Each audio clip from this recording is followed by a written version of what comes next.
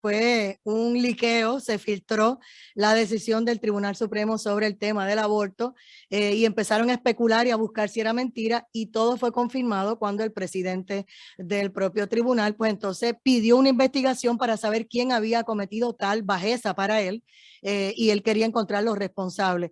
Otros alegan que se filtró para ver si el grupo de la izquierda o los que están en contra totalmente de que se derogara esta ley del aborto provocaban unas protestas en masa o provocaban de alguna manera el cambio de los jueces, algo que para muchos era difícil porque si ya hubo una votación y ya estaba todo claro, pues por más que puedan protestar, pues tal vez, aunque no estuviese firmado y fuera un borrador, difícil de cambiarlo. Vamos a ver qué nos dicen ustedes. Comenzamos con el licenciado Michael Corona.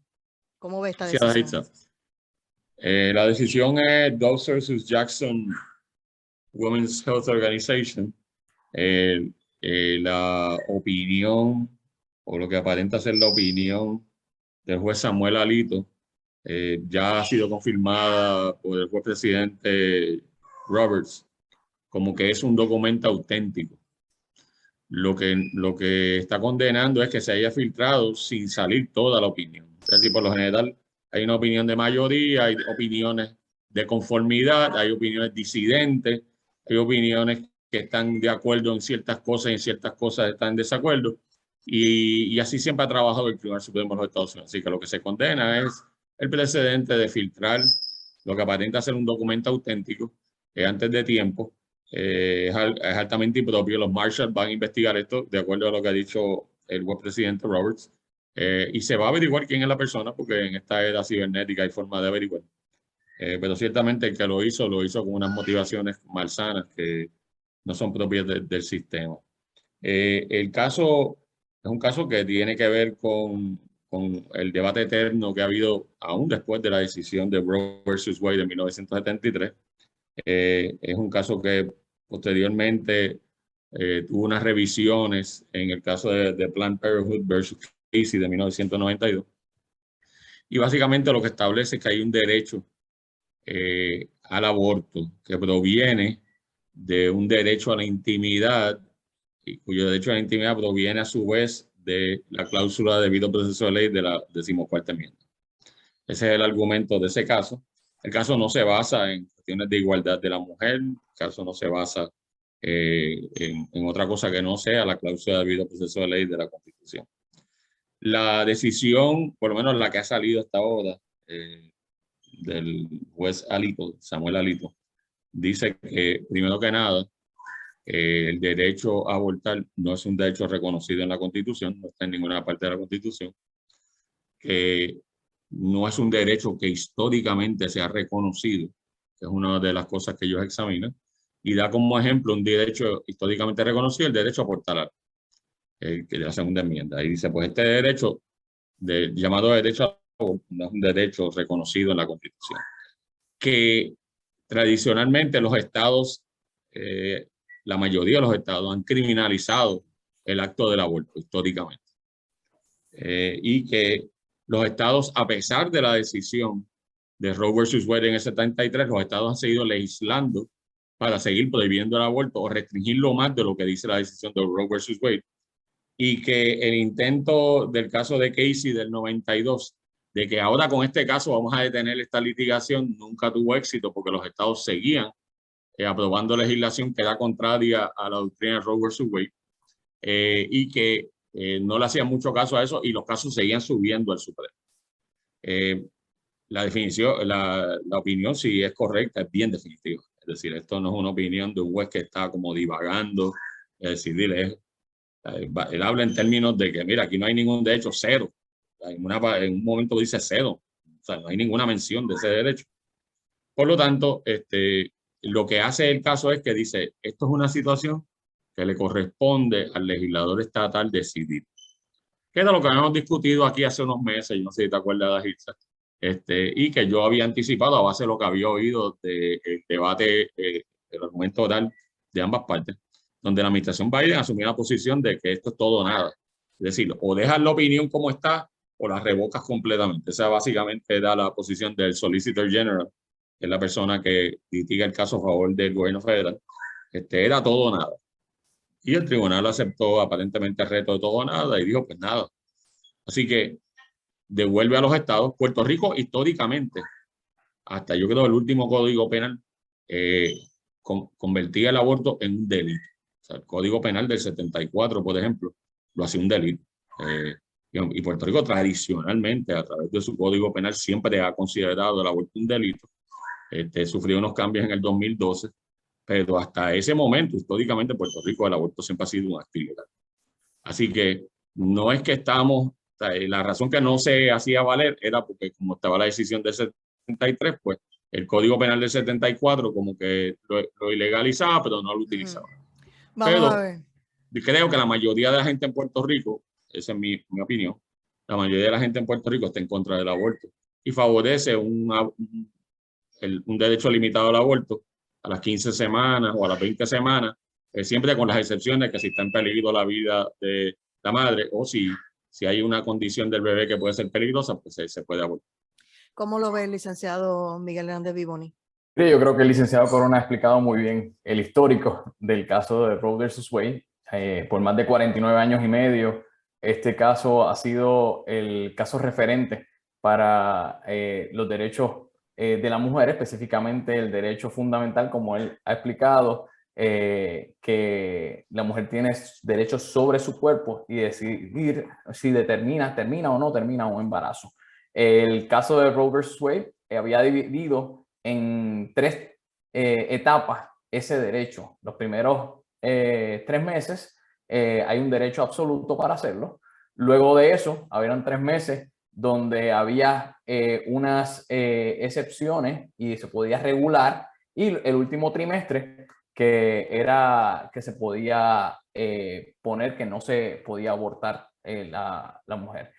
Posteriormente, en el caso de Casey, cambió esa doctrina de los trimestres a lo que es la viabilidad del feto. Y esa viabilidad del feto se había establecido en 24 semanas.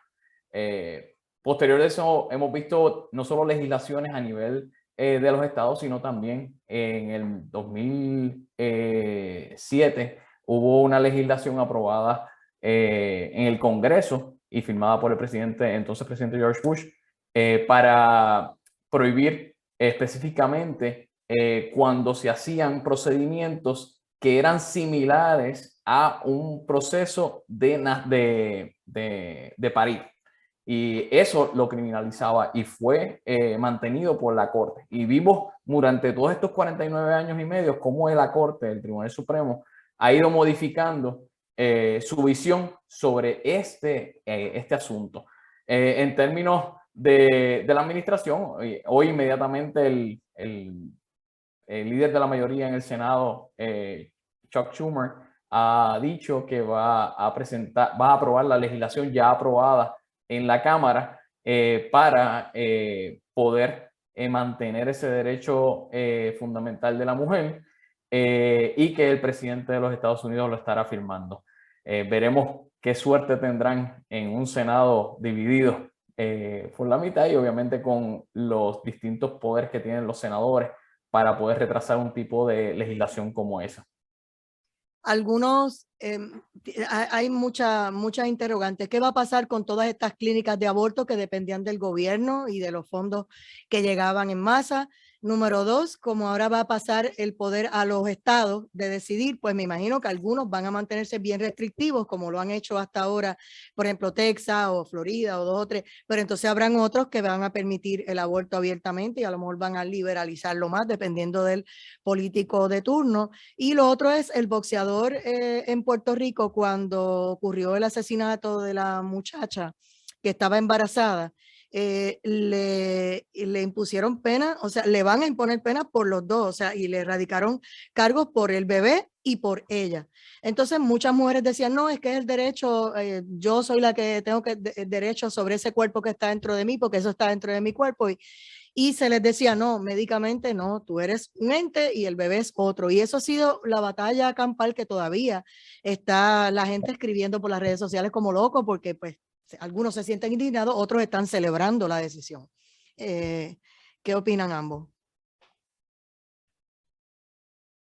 Bueno, con relación a esta situación, la verdad es que independientemente de que pasen los demócratas una legislación permitiendo el aborto por el tiempo que sea como un derecho, tiene una debilidad que no tenía antes de la decisión de Roe versus Wade, y era que el tribunal ya le ha dicho que no le toca al gobierno federal decidir esto, sino que le toca a los gobiernos estatales. Y ellos muy bien pueden hacer eso, y Biden empezó a hablar de otras cosas como, oye, se notaba como siempre bien confundido mentalmente, como le pasa a él a menudo. Y empezó a hablar de que si eso quería decir que le iban a anular el derecho a las personas gay de casarse, esa es otra decisión del Supremo. Yo no entendí cuál era la situación, pero eso fue lo que dijo hoy, que esto abría las puertas a quitarle todos los derechos a todos. Pero de todos modos, si ellos pasan la legislación y vamos al caso, si el caso en efecto, este caso de Dobbs es de mayoría y se va a quedar, el caso dice claramente que esto es una cosa que le toca al elector estatal con su legislatura. Si son funcionarios electos, su gobernador, su legislatura. Por lo tanto, va a recibir inmediatamente, como siempre ocurre en Estados Unidos, un reto legal de que el gobierno federal no puede estar reglamentando eso, y el gobierno federal va a tener el problema de que ya el tribunal está diciendo que no hay una base en la Constitución federal para ser un derecho fundamental. Okay. Y la decisión está escrita de una manera que está muy bien pensada, anticipando que quizás el gobierno federal, pues los demócratas en este caso, les dé con empezar a legislar federalmente para tratar de convertirlo en un derecho, cuando la Constitución no tiene ningún apoyo. Y en esto, antes de pasar a Miguel Vivoni, sobre el bebé, lo que pasó con el boxeador, para efectos tuyos y tu opinión, ¿el bebé tiene tanto derecho como la madre, es individual, o lo ves como un ente, uno solo? No, no es un ente solo, son dos personas como cuestión. De hecho, hay varias legislaciones que todavía no hemos discutido, que son contradictorias, pero se han podido pasar, que obviamente pues el sector republicano ha podido insertar ciertas cosas. Por ejemplo, en la ley federal que estamos hablando, pues se reconoce a la persona, a la mujer que está embarazada, se reconoce que si tiene un bebé, ese bebé al matarlo es una persona adicional. Es decir, que eso está ahí. Okay. Hay otra cosa que se llama el Hyde Amendment, que tienen que saber también, que lleva muchísimos años. Y ese Hyde Amendment prohíbe el uso de fondos federales para aborto. O sea, esas legislaciones están ahí ya, y eso yo entiendo que eso se va a quedar. Aquí lo único que está en juego es si el gobierno federal va a tratar de imponer de nuevo la cuestión de la visión de ellos del aborto, o si esto se le debe dejar a la legislatura, y yo creo que eso se va a resolver fácilmente con la decisión del Supremo. Vamos a ver qué nos dice Miguel Vivoni en ambos temas. Adelante. Mira, en términos de la decisión, como muy bien plantea el licenciado Corona, por lo menos el borrador plantea específicamente que esto no abre ningún flanco para otras determinaciones, como el caso del matrimonio del mismo sexo, como otros casos que ya algunos demócratas han estado hablando de que van a utilizar como base para seguir haciendo cambios. Pero la decisión, por lo menos el borrador, específicamente habla sobre eso en su determinación. En términos de la clínica, ya como dice el licenciado Corona, el Hyde Amendment prohíbe el estar sustentando con fondos públicos clínicas de este tipo. Lo que sí vamos a estar viendo es un incremento de mujeres yéndose de un estado a otro donde sean ese tipo de clínicas menos restrictivas, y vamos a ver un incremento en algo que ya había disminuido, que es las fatalidades, los problemas que van a tener mujeres que se hacen abortos de forma en áreas que no son las más reguladas, y esto va a crear algo que ya había sido mejorado por los pasados años. Vamos a volver atrás en ese sentido, en términos de la salud de la mujer. Y si vamos a Puerto Rico, la batalla, el proyecto que se está discutiendo, y ya viste al secretario de Justicia que dijo que se sintió intimidado por la forma en que Rodríguez Bebe y él dialogaron, dialogaron entre comillas, ¿verdad? En las vistas públicas. ¿Qué piensas que va a pasar ahí? ¿Se van a allanar y van a ver lo que pasó en el gobierno federal y se van a ajustar aquí? ¿O como quiera, pues, se va a radicar otra cosa acá? ¿O qué va a pasar? ¿Cómo lo ve Vivoni? Sigo contigo. En términos del gobierno estatal, yo estimo que va a tratar de hacer algo similar a lo que haga el gobierno federal, de ser un poquito más amplio. Ya el gobernador ha dicho que no va a firmar ningún proyecto como el que está radicado por la senadora Rodríguez Bebe, y por lo tanto va a dejar que se regule el proceso del aborto y siendo un poquito más liberal de lo que actualmente pudiese ser en otros estados que lo están impidiendo después de 15 semanas. Hay otros estados que ya inclusive han bajado eso y ponen después de 6 semanas cuando se escucha el latido del corazón del feto. Así que vamos a ver en Puerto Rico, por lo menos bajo la administración de Pedro Pierluisi, algo más laxo, manteniendo similar el proceso a como hasta hoy día. Antes de cerrar el tema, ¿tú estás de acuerdo con esa postura? Tanto lo que pasó en Estados Unidos como lo que podría pasar acá en Puerto Rico, ¿cómo lo ve Miguel Vivoni? Mira, la realidad es que yo por lo menos pertenezco a lo que se llama el movimiento de pro-choice. Pro-choice significa que permites a la mujer tomar esa determinación, aunque en mi ser interior no creo en el aborto, pero para mí la decisión de la mujer sobre su cuerpo es algo que va por encima de. Yo tendría que explicarle, ayudarla a que ella entienda cómo eso puede afectar y cómo puede eso ser un impedimento para su desarrollo, pero la realidad es que para mí es un derecho de la mujer hacer una determinación sobre su cuerpo. La postura de Michael Corona. Ay, ya te iba a decir Miguel. Ay, Dios mío. Mire, esto para mí es relativamente sencillo. No existe un derecho al aborto. No existe un derecho al aborto que no sea el reconocido por la legislatura. Yo estoy totalmente de acuerdo con el razonamiento de la decisión que ha salido del juez Samuel Alito. Ese derecho a la intimidad no existe en ninguna parte de la Constitución. Esto es una cuestión que no lo puede legislar el gobierno federal, es una cuestión que le toca a los estados. Y cada estado decidirá a base de sus votantes si procede o no. No creo que exista un derecho absoluto y no creo que exista un derecho absoluto al aborto. Tampoco creo que esto es una cuestión del control de la mujer sobre su cuerpo. Me parece que así se ha disfrazado. Eso no es lo que dice el caso de Roe vs. Wade tampoco. El caso de Roe vs. Wade entra en unas etapas de viabilidad. No entra en cuestiones de derecho de mujer. Es decir, esto es un invento demócrata, que son derechos de la mujer y el derecho a tener control sobre su cuerpo. Eso no aparece en ninguna de las decisiones mayoritarias del Tribunal Supremo de Estados Unidos. Eso es una cuestión política, que es donde debe estar, en el campo político. Una cuestión política y creo que a fin de cuentas, en la mayoría de los estados, el aborto va a ser ilegal después de las 15 semanas. El proyecto de Rodríguez Bebe creo que no sé si son 20 o 21 meses. ¿Sabes? Que el proyecto de Rodríguez Bebe permite hasta más tiempo para poder entonces prohibir el aborto, ¿no? O sea, que no es el mismo proyecto que el de Mississippi, que son 15 semanas. Y yo estimo que los otros estados van a seguir el ejemplo de Mississippi, van a prohibir el aborto a las 15 semanas, van a hacer unas excepciones las excepciones que siempre se hacen, de que si la madre está en peligro o el bebé está en peligro, pues se puede hacer una decisión médica de hacerlo, es decir, no va a ser una prohibición absoluta, pero ciertamente no van a contar ni con fondos ni con facilidades del gobierno federal, ni además de eso, ni la legislación federal para poder efectuar estos abortos. La mayoría de los abortos, ya yo lo he dicho antes, la mayoría de los abortos es una forma de control de natalidad dirigido, y la mayoría de las mujeres negras e hispanas en Estados Unidos son las que hacen los abortos. Esa es la realidad. Y es una forma de birth control que se está haciendo disfrazado, como siempre hacen los demócratas, disfrazado bajo una cuestión de derechos particulares, y no es otra cosa que una forma de controlar la población de las minorías étnicas. Y estadísticamente no hay duda que la mayoría de los abortos son efectuados por mujeres pobres, mujeres de minoría.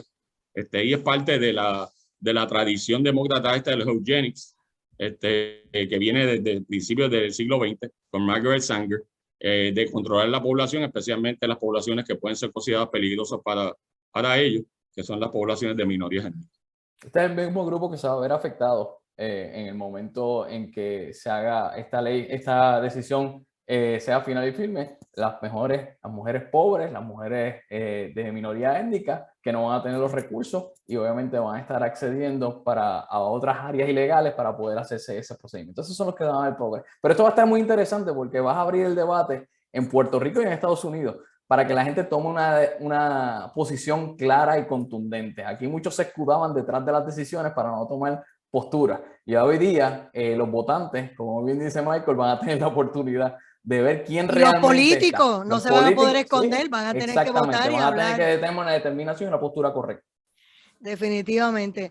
Y es lamentable, pero la realidad es que el que se quiera hacer un aborto lo va a hacer, no importa qué. Y en mi opinión, y siempre lo dije aquí, yo no creo que se deba utilizar el aborto como medida anticonceptiva, y me molestaba mucho a veces personas que estaban haciéndose 5, 6, 7 abortos al año y no le importaba cada vez que quedaban embarazadas. Y yo digo, bueno, pero ¿cuál es el relajo? O sea, ¿por qué tenemos que caer ahí?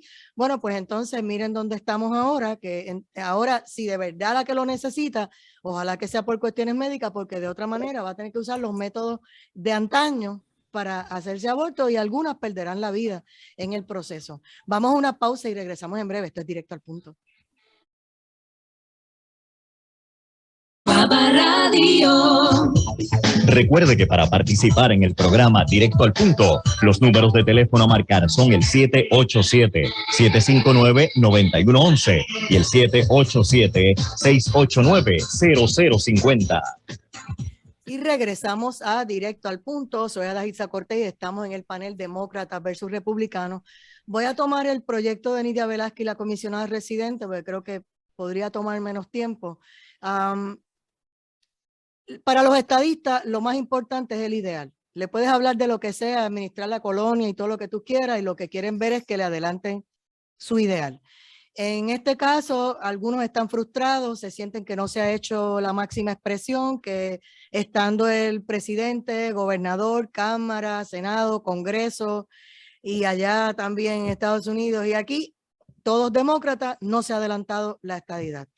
Y en este momento, Nidia Velázquez, que siempre ha estado más coqueteando con el tema de la independencia y ha estado más con el Partido Popular y con la colonia y otras cosas, de momento dice que quiere darle la mano a Puerto Rico y que quiere ayudar a la comisionada residente, y sale ella en una foto reunida con la comisionada tratando de llevar un proyecto de ley que pueda ayudar, y dice que sería de fácil y viable y rápido porque obviamente ya mismo estamos en el midterm. Así que en honestidad para ustedes, si entienden que va a pasar algo con este proyecto, porque yo creo que cualquier esfuerzo es importante, pero tampoco es que jueguen con las capacidades de la gente.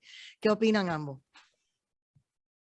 Bueno, este proyecto, hay dos proyectos de ley, dos enfoques a la cuestión de la estadidad para Puerto Rico. Uno es la votación directa, que es el elector, se hace un referéndum con la votación directa que sea vinculante para el Congreso Federal.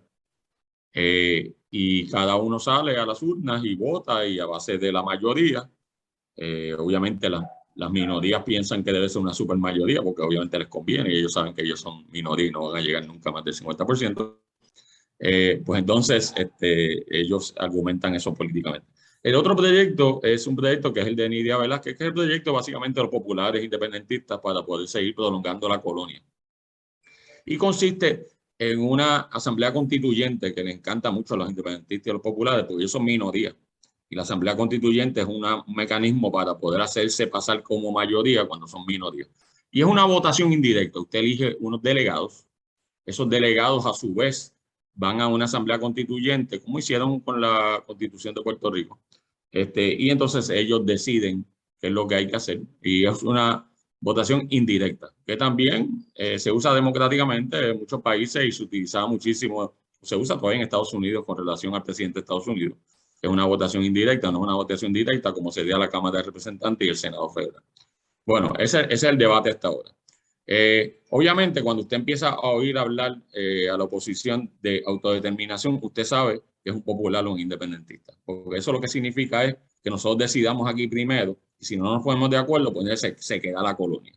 Y eso facilita, porque aquí nunca va a haber un consenso de nada. Es que en ningún sitio hay un consenso de nada. No hay ningún país del mundo, ni ningún territorio, ni ningún estado, ni ninguna nación que todo el mundo está de acuerdo en cuanto a precisamente la diversidad es la regla.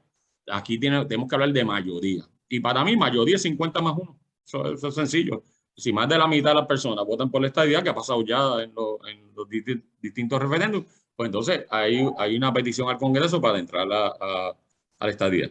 El problema ahora mismo es que teniendo mayoría los demócratas, tanto en Puerto Rico, Pedro Pierluisi es un demócrata, el liderato del PNP prácticamente completo es demócrata. Los demócratas están en poder en la presidencia, están en poder en la Cámara, en el Senado Federal, pues ellos no han podido pasar el proyecto.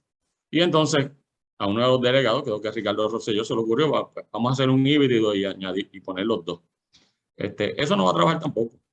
Eso no va a trabajar tampoco porque es que el problema de raíz de la estrategia del Partido No Progresista en su liderato sigue siendo que el Partido No Progresista entiende que puede lograr un proyecto de estadidad con el apoyo de un solo partido nacional. Y eso no va a pasar. Ellos no le dedican tiempo a los republicanos, ellos no les importa.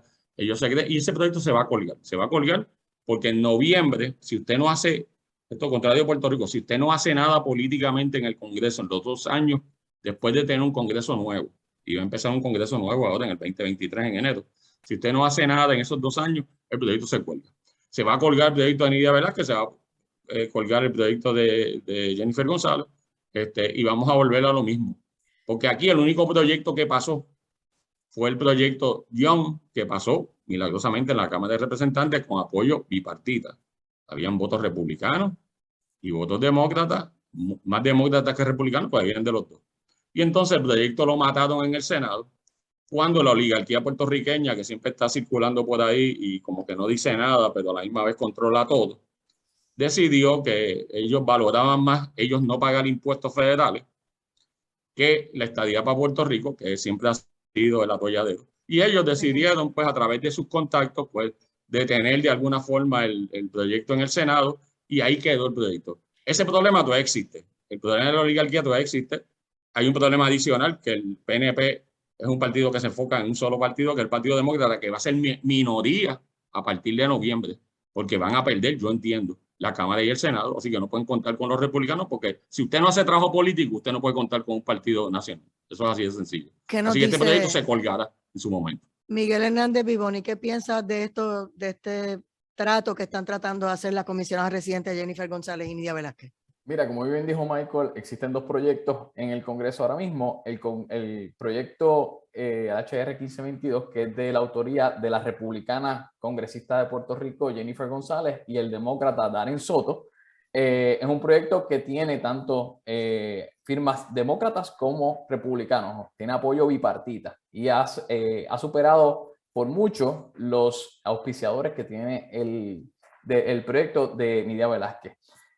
La realidad fáctica es que el presidente de la Comisión de Recursos Naturales, Grijalva, no va a mover ningún proyecto si no tiene el apoyo de Nidia Velázquez, que tiene un seniority que no tiene nadie en Puerto Rico en el Congreso.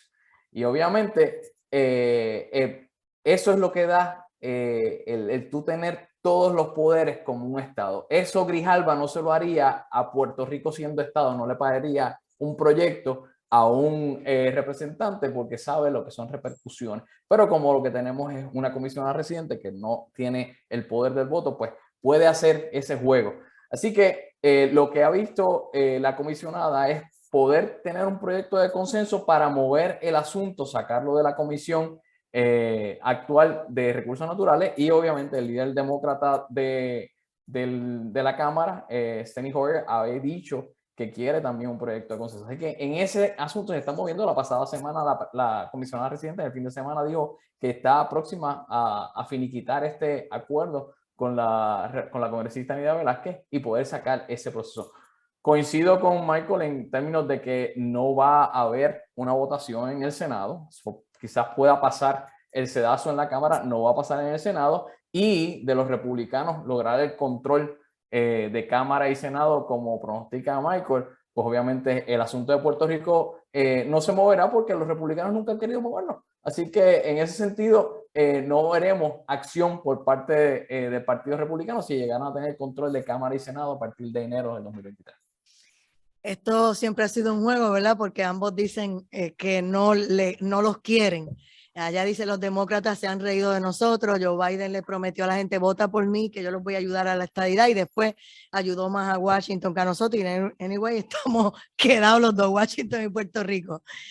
Pero por el otro lado, pues los republicanos dicen que sí hicieron, y que en aquel momento de Doug Jones, pues como nosotros mismos pusimos el pie para que nos cayéramos, pues entonces los republicanos han dado un paso atrás y no han hecho mucho caso. Y el otro es que dicen que Donald Trump les dijo, bueno, si me dan por lo menos unos congresistas para mí y unos para el Partido Demócrata, negociamos, y tampoco eso quedó en nada. Así que es que nosotros mismos nos encanta boicotearnos. Yo no sé lo que va a pasar, lo cierto es que la mayoría de Puerto Rico quiere la estadidad, y pues algo pasa que pisa y no arranca. ¿Y qué ha pasado entonces con el tema de la delegada? Porque esto es una historia, esto es una novela para mí.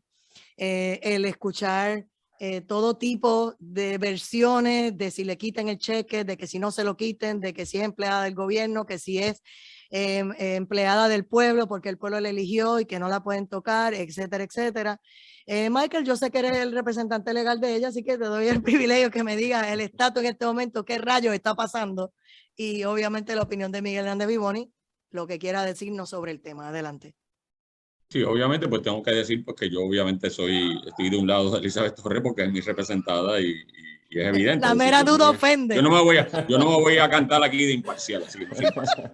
El caso se prevaleció, quedó una opinión excelente del juez Anthony Cuevas, que es un juez bien brillante. He postulado muchísimo con él, he ganado casos y he perdido. O sea, eso... ¿Por qué? Porque dime qué es lo que más te agradó de la decisión.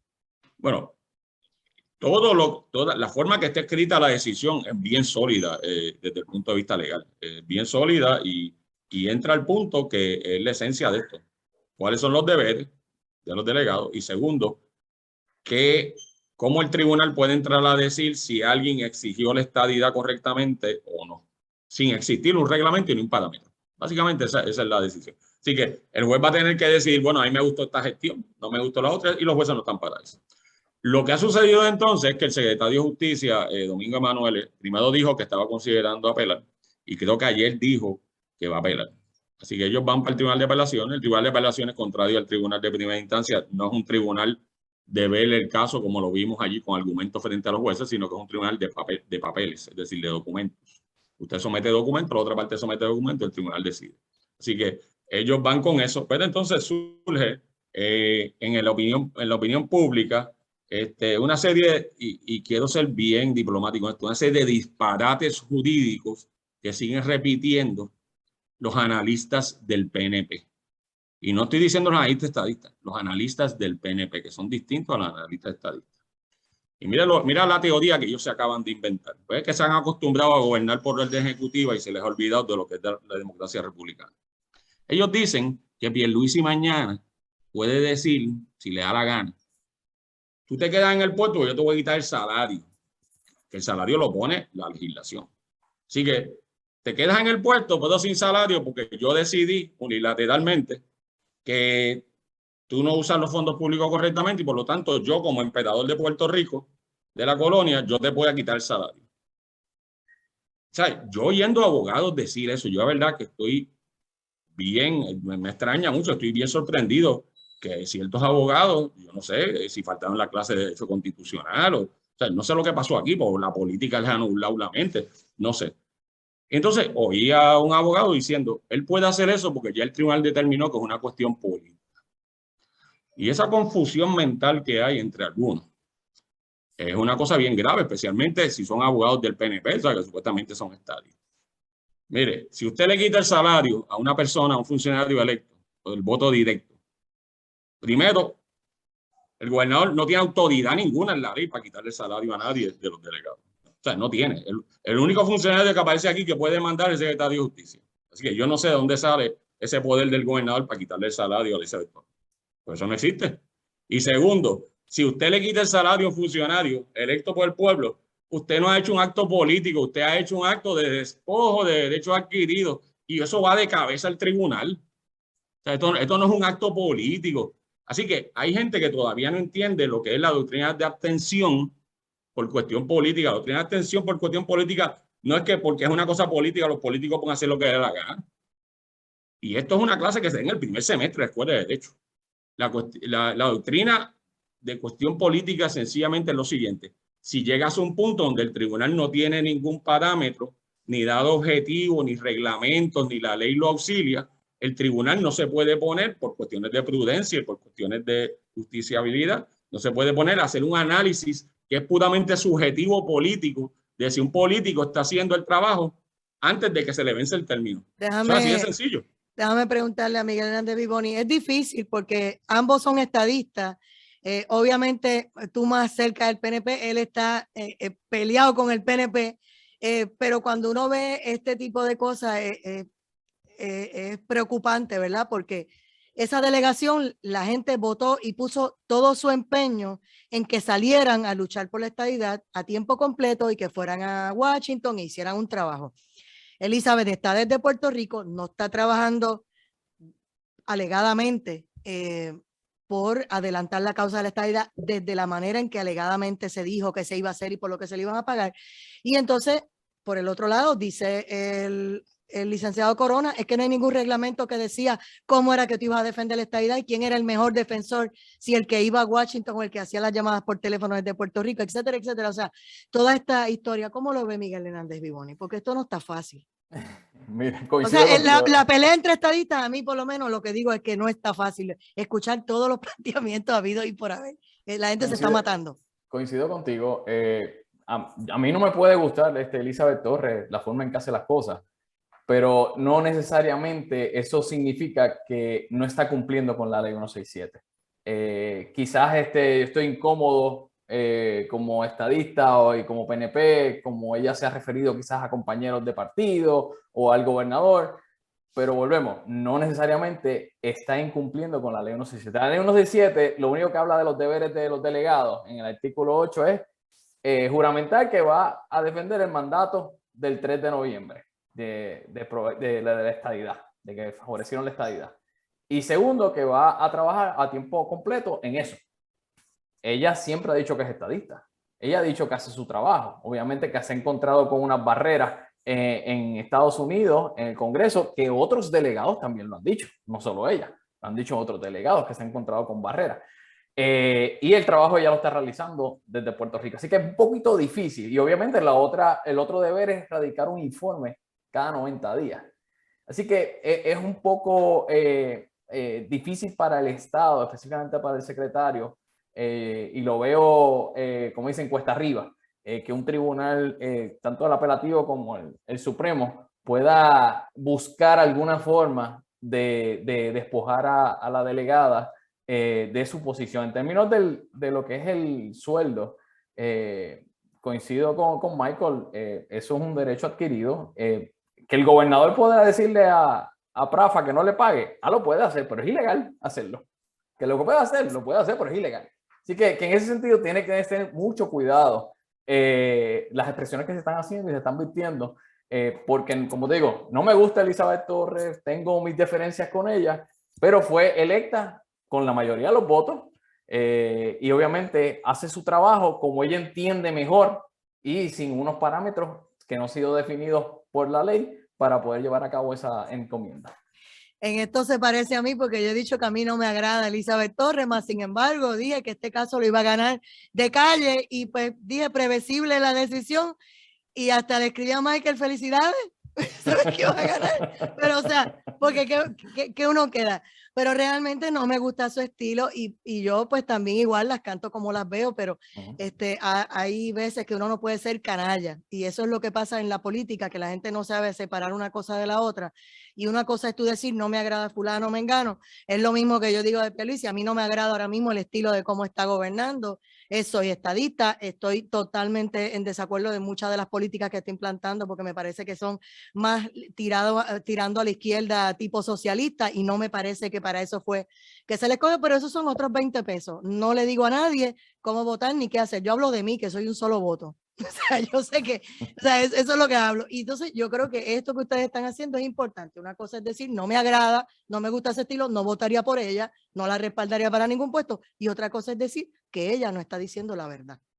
comentario final de ambos, licenciado Michael Corona, de este caso o cualquier otro tema que quiera comentar. Hay un dato que, ¿verdad? Que está un poquito al lado, pero que se han quejado. Los delegados todos se han quejado de que PRAFA no está haciendo el trabajo. O sea, no lo dice Elizabeth Torres, lo ha dicho Melinda Romero, lo ha dicho Zoraida Buxó. O sea, hay un descontento con las posiciones de PRAFA, que es la oficina que tiene el gobierno de Puerto Rico en DC, que hay que enfrentarse a él, porque vamos a olvidarnos que lo dijo Elizabeth Torres, lo han dicho los otros delegados. Así que ahí hay un problema de fondo que tienen que resolver en este asunto.